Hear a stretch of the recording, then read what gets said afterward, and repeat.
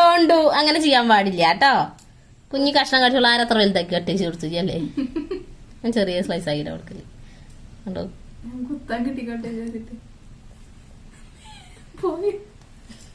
No baby no no.